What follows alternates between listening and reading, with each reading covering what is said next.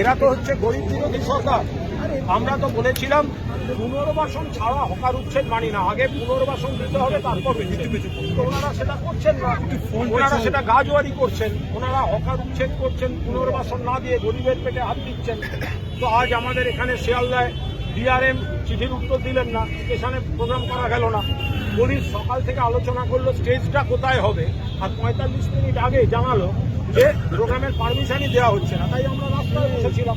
এরপরে আমরা অনুরোধ করি যে একটুখানি আমাদের একটা ডেলিগেশন যাবে, ডেলিগেশনকে বলা হোক, ছাড় দেওয়া হোক, কারণ আমরা জায়গাটা দেখতে চাই যাতে আমরা রেলকে বিকল্প একটা প্রস্তাব দিতে পারি। তো ওনারা সেটাও যেতে দেবেন না।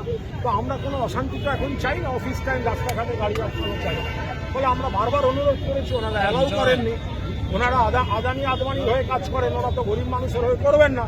ফলে মমতা বন্দ্যোপাধ্যায় দলের নীতি গরিব মানুষের পাশে থাকা, সেই জায়গায় দাঁড়িয়ে আমরা আজকে আমাদের কর্মসূচি এখানে শেষ করছি। আমরা ডিআরএমকে ফ্রেশ আবার চিঠি দেবো যে আমাদের একটা ডেলিগেশন শিয়ালদা কোর্টে মুভ করবেন।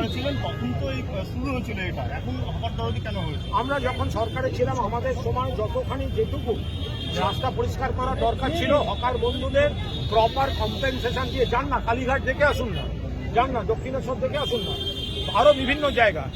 গরিবের পেটে লাথি মেরে মমতা বন্দ্যোপাধ্যায় সরকার কিছু করেনি।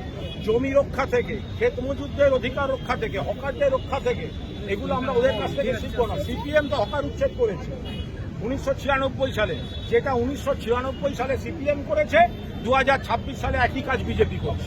কোর্টে মুভ করবে। আমি এসব নিয়ে এখন